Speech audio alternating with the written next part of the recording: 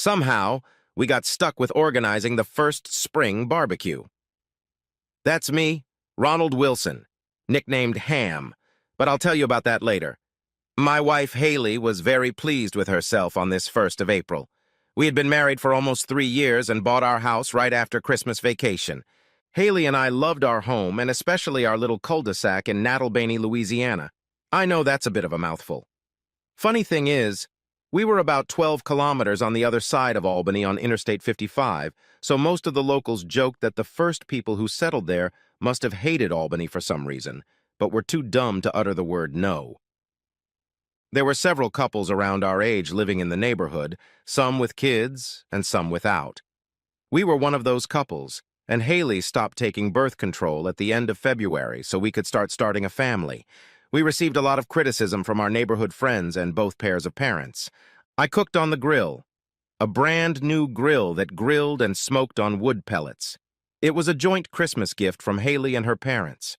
I looked around my yard watching 15 or 20 neighbors having fun and having a great time while I flipped and tamped down the briskets.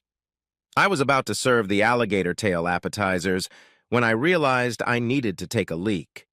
As I turned down the hallway, I stopped abruptly. Just outside the bathroom door, Dane Wilson was romantically kissing Haley. His hand was under her blouse, and I realized that Haley hadn't worn a bra to the celebration. Why was my wife making out with my friend? That was the only question I asked myself before I sprang into action. In the blink of an eye, I was at his side, grabbed him by the back of the head, and slammed him against the wall a few centimeters from my wife's face. Unfortunately, the impact hit the door jamb instead of the drywall, and Dane's nose shattered as he collapsed. Before he could hit the floor, I kicked him hard in the scrotum. After he fell to the floor, almost unconscious, I kicked him a few more times for good measure. During all this commotion, most of our guests had already gathered in the house. I was being held and dragged away by at least 3 guys, and Haley was sobbing and howling. 3 or 4 neighborhood guys dragged me out the back door and onto the porch. I was worried about the snacks. There were several things that bothered me at that moment, which I'll talk about later. Although even though I had spent so much money on brisket, I didn't want it overcooked. The men held me down for a few minutes while there was a commotion inside. I heard someone calling for an ambulance and bringing wet towels. Haley was still screaming, "Oh my God!" I finally convinced my concerned neighbors that I was okay, so they led me to the stairs leading down to the backyard and told me to stay put. A few moments later, I heard the howling of several sirens.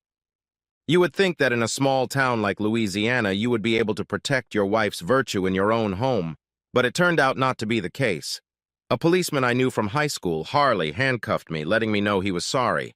At the local sheriff's office, I was detained and thrown in a cell, waiting to be taken to the county jail.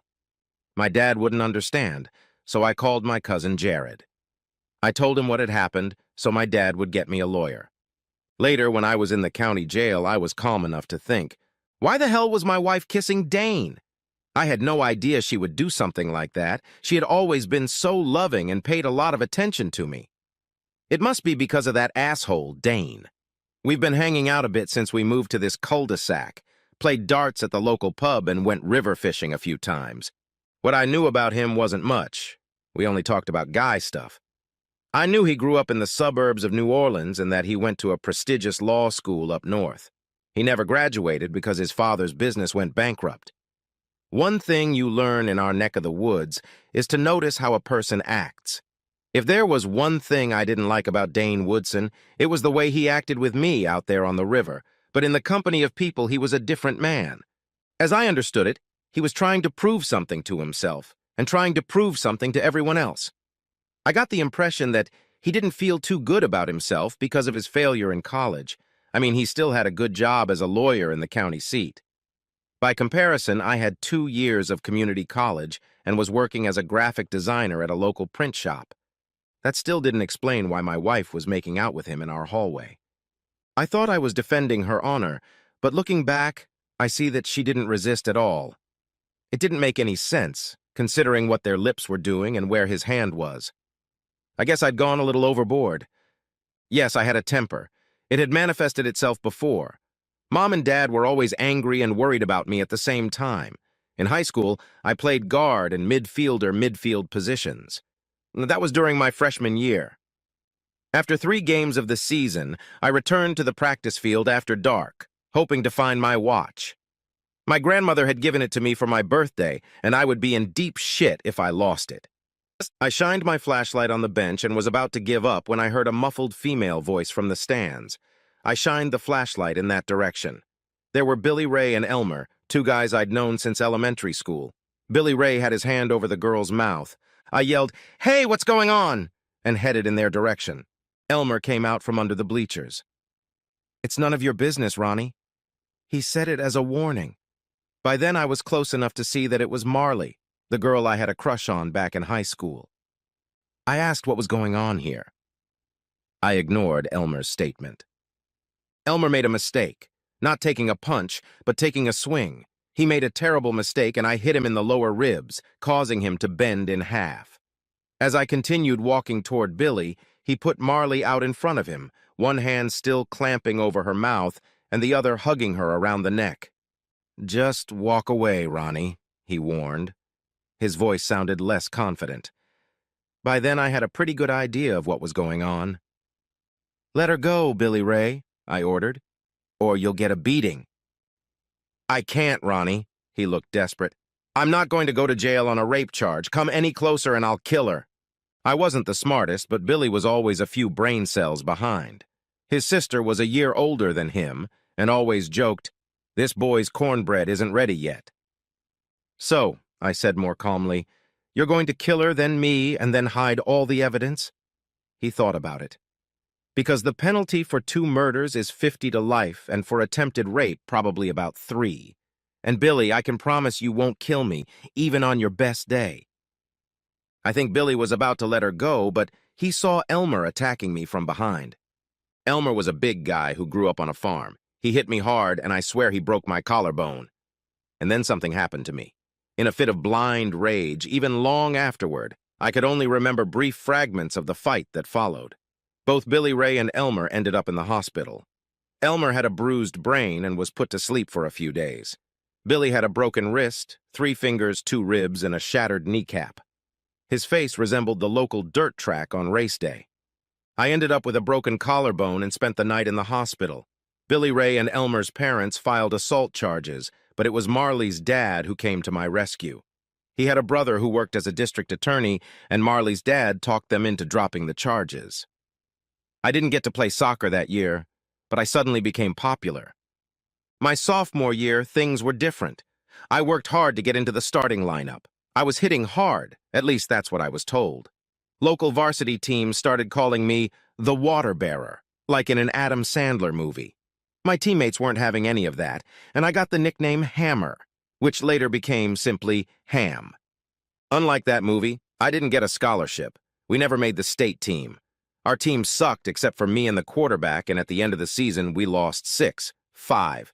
Our town was too small for scouts to waste their time. I never minded because I had a lot of friends and was known as the elephant in the china shop.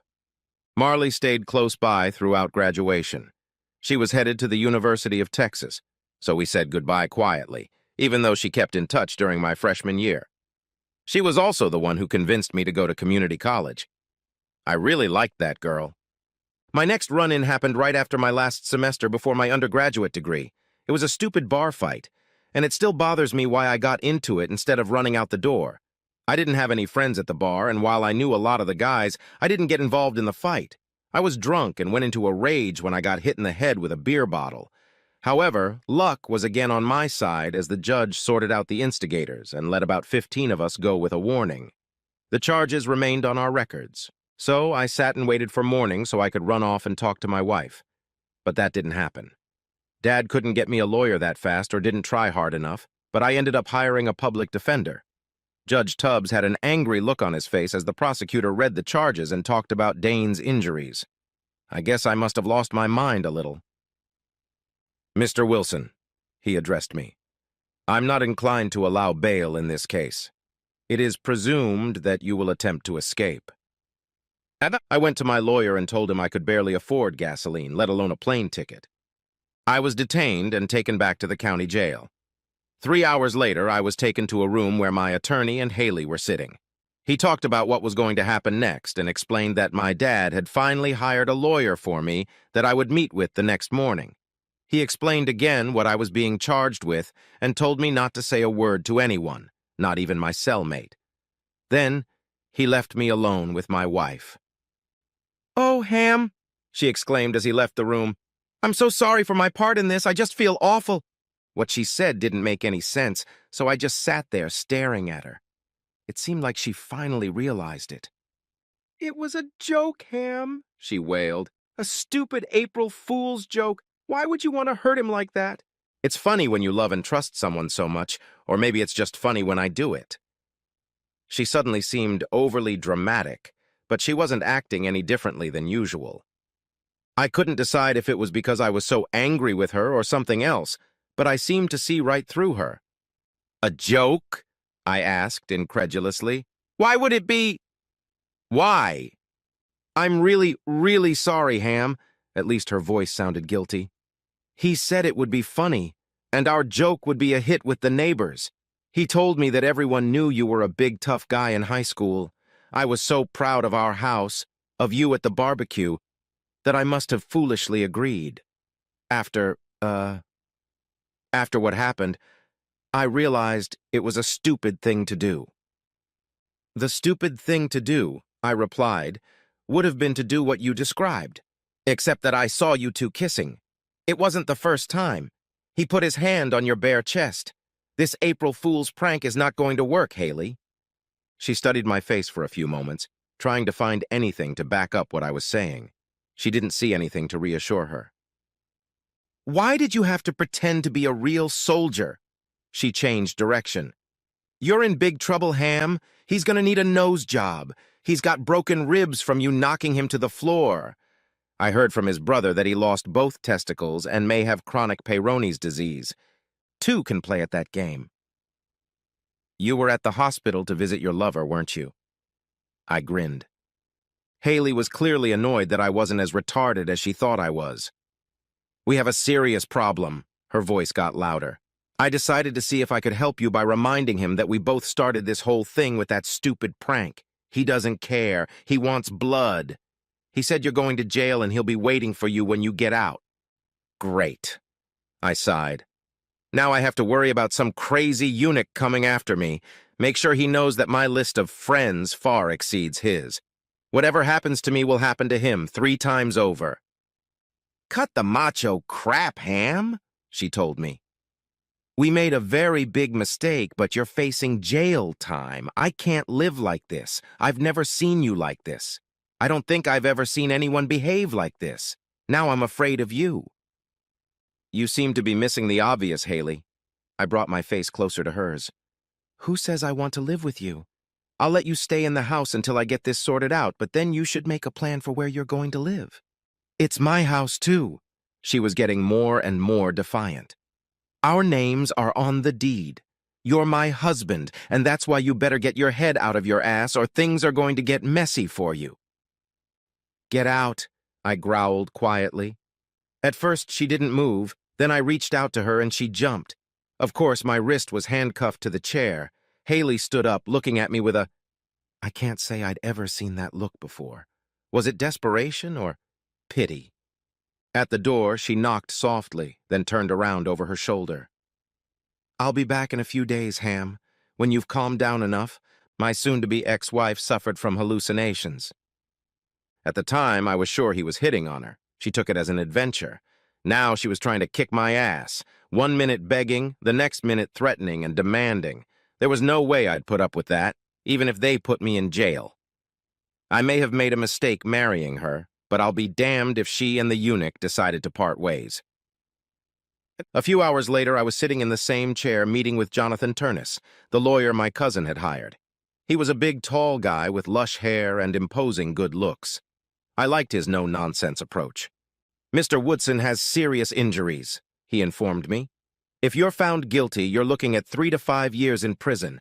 If we can prove that you were protecting your wife and home, well, that's the best that can be. That will depend on the judge we choose." I think the best strategy is to put you in full defense mode. You saw the man who attacked your wife. That means you didn't observe what was happening and just reacted. I was forced to agree with him. We talked about building a case around that defense and what I could expect in court if I didn't decide to plead guilty. There was no bail. I spent some time explaining that I wanted Mr. Turnus to transfer to my cousin. My plan was to transfer the house payments to a separate bank account, but not to pay the mortgage. Haley wouldn't be able to afford it unless she asked her parents for help. I hoped to be out before the bank decided to foreclose, but I wasn't going to continue paying for my wife to live there with no money. The move would probably also encourage her to move elsewhere, perhaps to her parents or a eunuch. It was different with the job. Jared talked to one of my best friends at work, Darren McDonald. The print shop was small and privately owned. Not having an employee is not good for business. If they couldn't meet deadlines, they would lose customers. Darren did what he could to get things straightened out with the owners. He was successful, but only temporarily. The question of my employment hung in the air. 4 days later, Haley came to see me again, but I declined. I have no idea if she was upset, disappointed, or relieved. 2 days later, Mr. Turnus told me the details of the plea bargain, and I turned it down. We were going to trial. The whole thing took almost 45 days. Haley was joined by my cousin Jared and my parents. At first, they sat together, probably out of solidarity. After the first week, however, I only saw Haley occasionally. When my parents visited the prison, they told me that she was angry because I refused to see her. While the prosecution was making its case, Mr. Turnus spoke to me during the morning recess. "I need you to talk to your wife," he began. "Juries pay attention to a lot of things during a trial, Ronald, and when they see that your own wife is not supporting you, they begin to question. We need to speak with one voice. I know you're upset about what she did, but remember, our strategy is to make Mr. Woodson the aggressor and both of you the victims." I understood what he was saying, and I was thinking the same thing myself. Hell, if she could put on a show like that, so could I. Haley sounded worried to me, but maybe she was just exhausted. I couldn't say more, which was another sad discovery. "Hi, Ham," she said solemnly. "How are you holding up?" "I'm fine," I told her without much emotion. "How are you?" She didn't answer, but seemed to be looking around the room, avoiding my gaze. "We're done, aren't we?" she finally asked. "I'm not sure," I shrugged. "We have a lot of things to figure out before I can answer that question. Why don't you start with an explanation and stop with the crazy April Fool's jokes?" "It's not what you think it is," she replied. It was a joke. The problem is, I can't understand why I agreed to this in the first place. I know it looks ugly, as it must look, but I swear it was just one incident. How can I make you believe me? I thought about it, refraining from answering. I thought it over in my cell. "Okay, Haley," I took a deep breath. "I'll speak calmly and tell you the truth. I guess I owe you a lot." What I saw was nothing like the first time. There was nothing awkward about it. Your eyes were closed. You had one arm around his neck and the other around his waist. I saw him caress your breasts, without hesitation. You looked like old lovers. So did you know him before he moved into the neighborhood, or did you become friends in the few months since he'd arrived? Haley tried to act calm. She swore she'd only met him a few months ago on a neighborhood walk we'd both been on. I didn't believe her. Her posture, her eyes, nothing seemed right to me. Worst of all, I saw her for what she was. I'd been in shock when we fell in love and got married. Now I saw a selfish girl. The trial continued, and Haley was in court, probably at the insistence of my attorney. The biggest problem was that all of our neighbors turned their backs on me. Their testimony contradicted our planned defense. I guess I couldn't blame them. They didn't want to live on the streets with a crazy person. I can't bore you with the details because most of the time in court I didn't pay much attention to it. Mr. Turnus made a grand show of recounting the chronology of events and how I reacted in a split second. In the end, it wasn't enough. I was convicted. I'll never forget the look on my parents' faces. Even Haley was crying. 3 days later, I stood in front of the court to hear my sentence and everything the judge had to say. "Mr. Wilson," he cleared his throat, "the jury, made up of your neighbors, found you guilty. Although the incident occurred in your own home, the use of excessive force has been established. I am truly sorry for the violent so-called prank you committed, and I hope that your time in jail will serve as an example for you to think about. I hope you will learn to control your temper, which has manifested itself on other occasions, in order to become a useful member of society. I hereby sentence you to 1 year in state prison." He banged the gavel, and that was the end of it. I learned to control my temper during my first week in prison. My cellmate took me under his wing. He was a life convict who had killed his wife and her lover in the marital bed, so I guess he had a soft spot for me. I got a crash course on when, how, and where to use my contained anger. The rest of us soon realized that of all the fresh meat, I probably wasn't worth the effort. At the time of my trial, I had served exactly 54 days in the county jail. Mr. Turnus told me that this should count toward the end of the 1-year sentence. He gave me an opportunity to appeal, but given the circumstances, I was already broke. It was best to just do my time. I had been there for almost 2 months when Haley finally came to visit me. I didn't expect to ever see her again since she found out that I hadn't been paying off the house. I expected her to make me an offer, paid for by her parents. What she came to say exceeded my expectations. "Ham, there's no point in beating around the bush," she began. "I'm pregnant. We're having a baby." I think my inaction gave her the opportunity to continue. "Isn't that wonderful, baby? We're going to be parents, and you'll have plenty of time to bond with our baby." "Whose baby is it?" I asked with an absent look. She turned around to look. "What the hell are you talking about?" She pulled herself together and went on the offensive. "I just told you. I haven't had sex with anyone, you bastard." "I'm not buying it," I stated coldly. Haley started crying fake tears. "What happened to you, Ham?" she screamed. "You're breaking my heart." I just sat there staring at the blank wall. Finally, Haley stood up and headed for the door. "Ham, I need you to find a way to pay for the house. We need a place to live now more than ever. Talk to your parents, please." Instead, I contacted my lawyer. When I told him what my supposedly loving wife had said, he shook his head. "Did she tell you what term she was on?" "I didn't ask, and I wasn't paying attention." "What do you want to do?" he asked grimly. "I want her examined as soon as possible. Give me the name of a divorce lawyer." "Ron." He put a paternal hand on my shoulder. "You can't even afford to pay my bill, and you don't know if you'll still have a job when you get out. How about I find forms online, fill them out, add an extra hour to your bill, and you try to get her to sign? I can certainly file paternity papers. Prison overcrowding is a problem even in Louisiana. Surprisingly, I didn't look a gift horse in the mouth. I was released after serving 3 months plus 54 days, I believe. The only downside was that I had to wear an ankle bracelet for the first 2 months of probation. The fact that I was released was pure luck. In 5 days, the bank would change the locks on the house. Haley pretended to be very happy to have me home. The first thing I did after sending Haley out for pizza was talk to my cousin, Ed. He told me that the money from my second account would only cover about 90% of the total amount owed on the mortgage, minus interest. He would have to do his part if I wanted to keep the house. I quickly agreed. When Haley returned, we sat and ate quietly. "We're going to lose the house." I acted sad about it. "I found out about it today." "I don't want to talk about anything tonight," she said with false hope.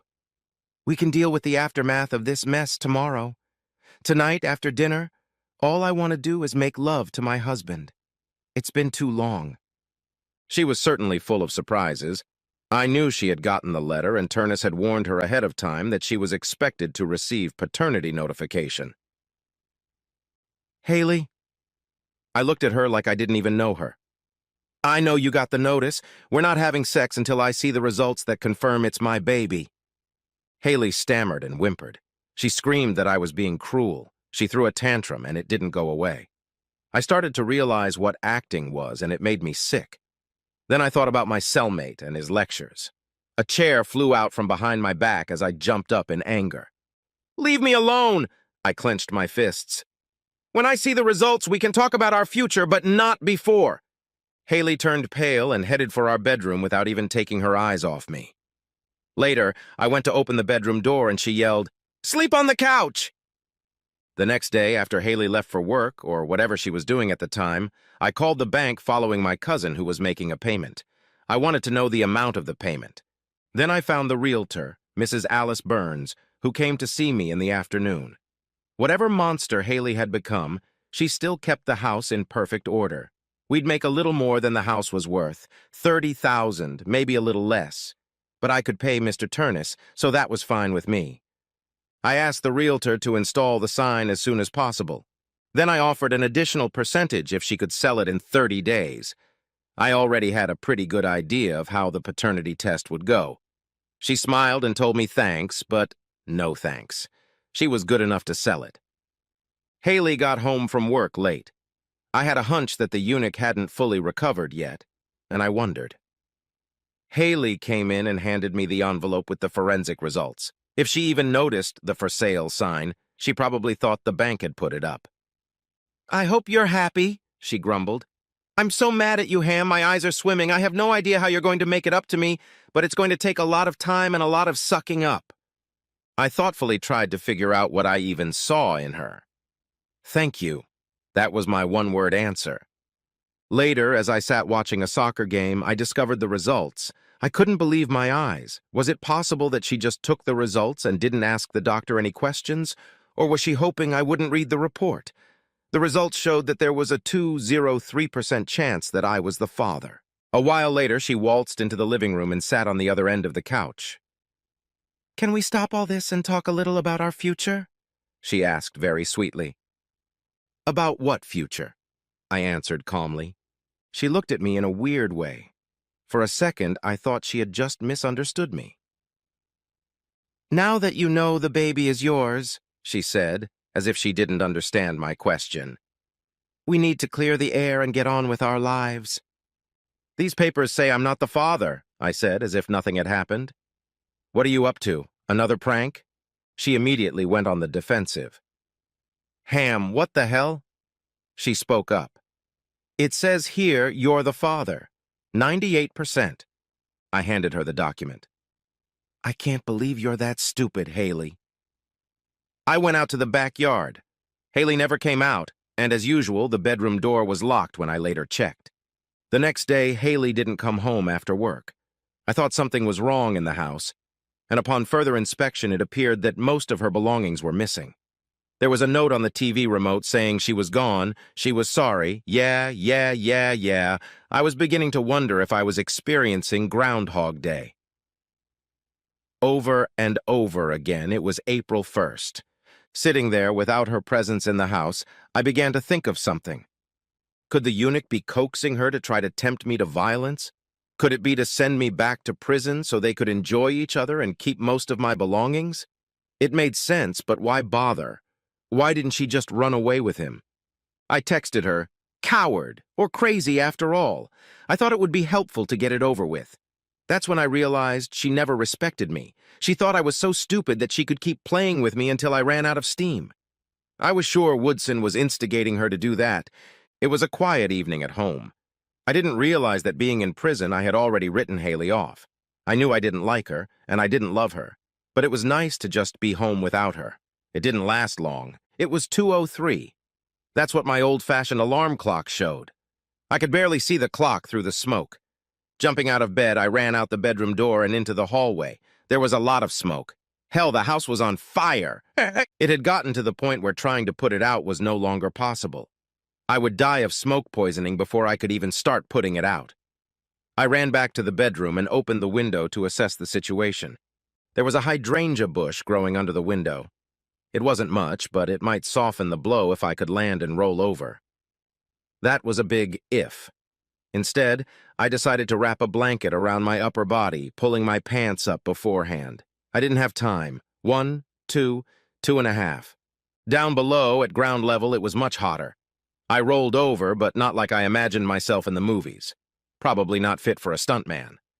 When I stood up, it was easy to realize I'd sprained my ankle. I pulled my phone out of my pants pocket and dialed 911, but sirens could already be heard in the distance. After a flurry of activity, I crouched on the back step of the ambulance, bandaging my ankle. When they first delivered me to their tower, my ankle bracelet went outside the fence. The cops were kind enough to disconnect it. And then I was in for a pleasant surprise. At first, I didn't recognize her in the sheriff's cap. It was Marley. "How you doing, Ham?" She smiled radiantly. As I looked at her like she was crazy, her smile faded. "I'm sorry, Ham," she apologized. "This is no time for jokes. I'm glad you're okay." We talked about the fire. She told me that she had been following my case and, even in prison, had done everything she could to keep me safe and out of trouble. It was unexpected, but gave me a warm feeling. In fact, it was probably just because of Marley's presence. "Do you think she did it, Ham?" She seemed unsure when she asked the question. "I don't know," I admitted honestly. "She just moved out after she tried to lie to me about her baby's paternity test. I think she's on the verge of a mental breakdown." "Can we talk about this tomorrow?" She didn't wait for an answer. "Right now, I need to change your location. You're still under house arrest, even though you don't have a home anymore." She wasn't kidding when she knocked on my cousin's door at 9:30. She'd taken me there after all the questioning, and the paramedics had examined my ankle. Marley was businesslike herself as we went into the kitchen and I offered her coffee. "We're checking up on your ex. I mean your wife and possibly this Dane Woodson guy for burning down your house. I want details on what's happened since you got out of prison." "So it was said on purpose?" I asked for clarification. "It's still under investigation, so I can't say much, but yes, there were suspicious chemical gas pedals. I had a copy of the paternity test my lawyer demanded, and it turns out she was pregnant by someone else. I can't say with certainty that it was Woodson, but the likelihood is very high, unless she got mixed up with different guys while I was in jail. He also threatened to retaliate against me for the beating I gave him that landed me in jail." "We all know about it," she admitted. The stupid bastard had said it in his affidavit that first day in the hospital. Jared was still in bed, but Marley leaned toward me like she was sharing a secret. "Hammer, if it was him, well, I was wondering if I could help you in your situation." "Like what?" I asked in surprise. "Would he have been put in jail? For this?" "Look, you've been like this. You helped me out of a very difficult situation." She paused. "I'll never forget what you did for me. I feel like I owe you. That feeling is compounded by the fact that part of your record was tied to what you did to keep me from being raped. I was just looking at her. Partly I was mesmerized by her beauty and her smile. She was as gorgeous as ever. Arson is one of the hardest crimes to prove," she started in a different direction. "Not because we don't have good forensic scientists, but because good lawyers know their way around them. If your wife might have been involved," she continued, "we want to try to fix it. Do you think you could help with that?" Marley installed a video surveillance system in Jared's living room. My cousin had to pay for the equipment so he could claim it was a home security system and so it wouldn't be seen as a covert operation. He was happy to do it. The plan was for me to invite my wife over under the pretense of a possible reconciliation. I had to wait for Marley to let me know when that would happen. She promised me some satisfaction after the meeting was over. Not the kind of satisfaction she said. It made me wonder if I had any chance of getting a date with Marley. She still seemed to have some feelings for me. Regardless, she taught me what to say and what to ask about when I met with Haley. Our goal was to get her angry enough to tell us something she didn't want to. Haley's temper could help get a more or less decent confession. Even if Marley and I had remained just friends, I wouldn't have minded. I'd lost my job and my house, and I'd been convicted of a felony.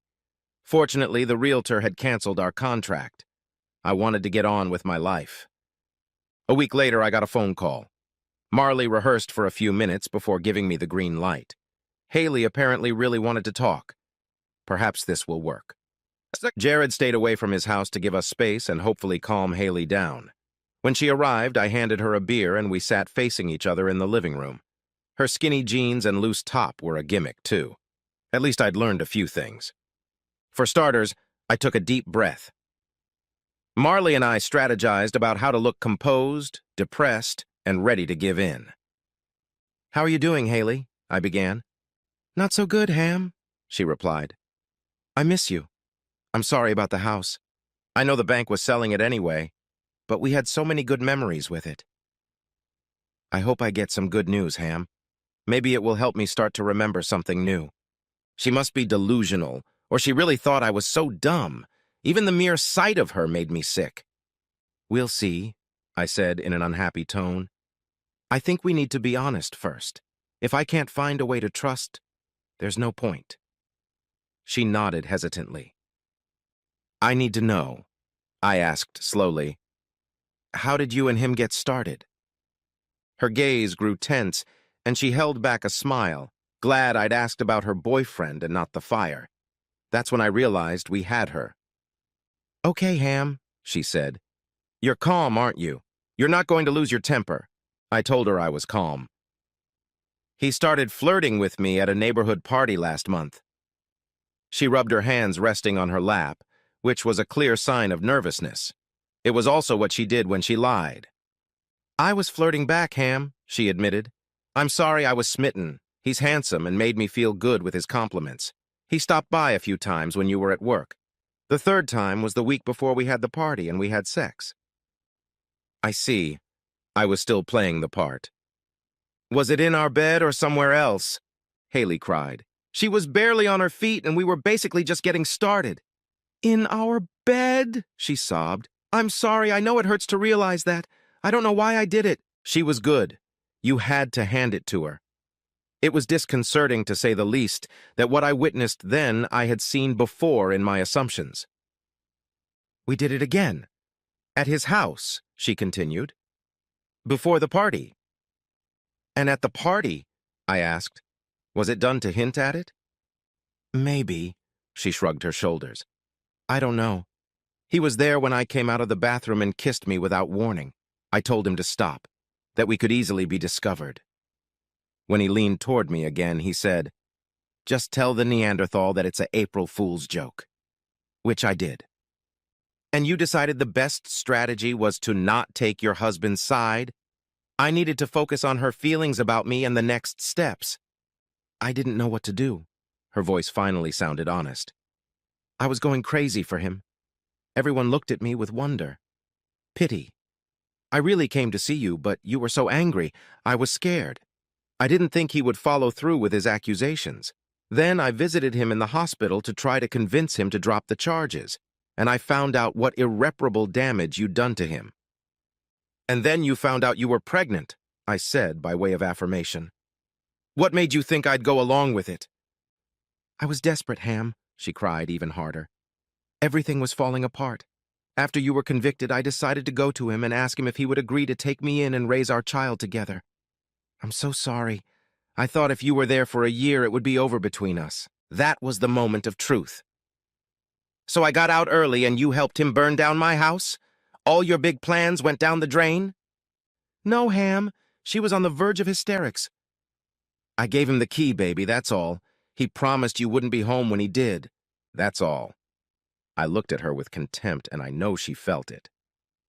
"Well, it just goes to show you who you can trust." The ambiguity made her wonder who I was alluding to, her or myself.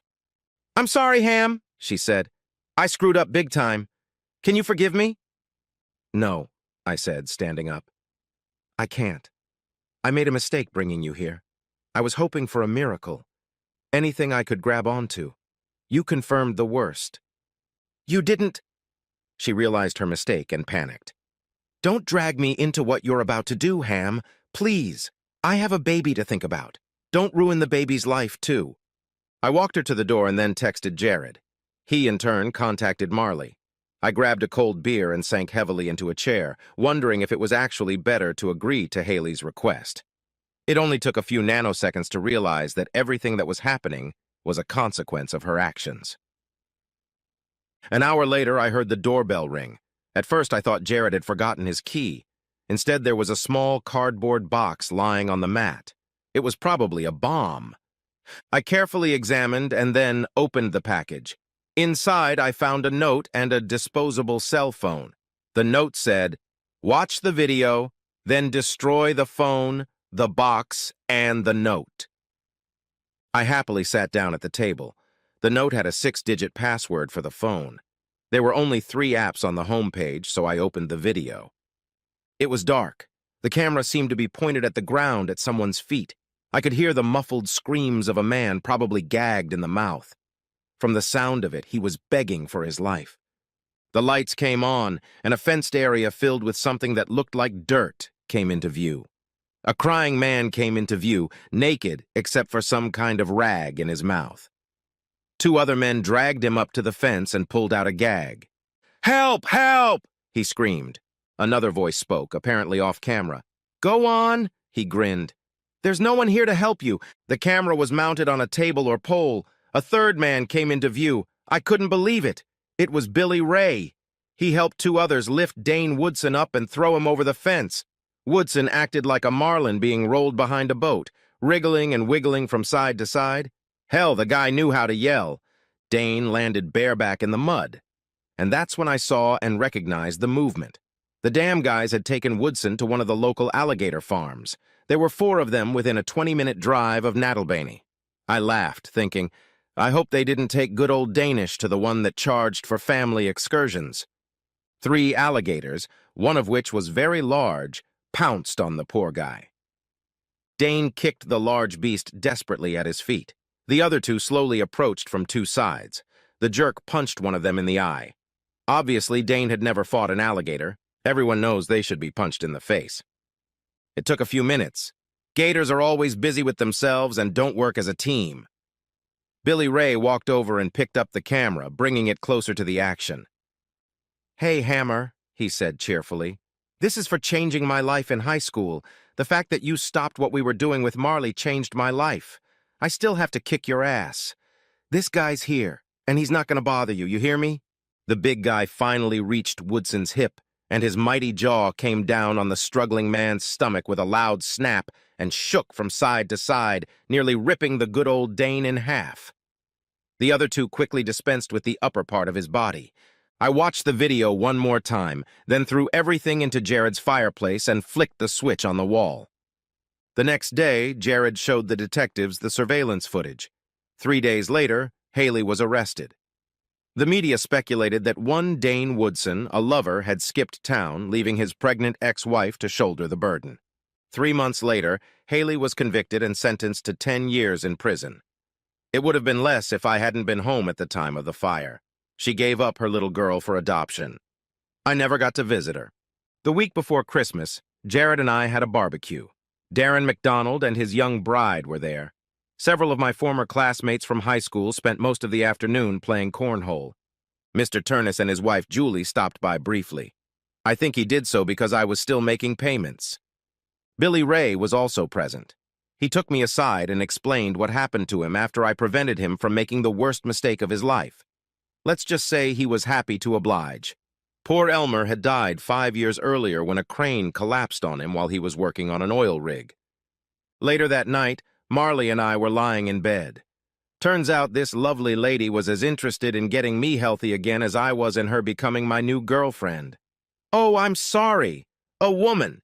After all, she is a cop."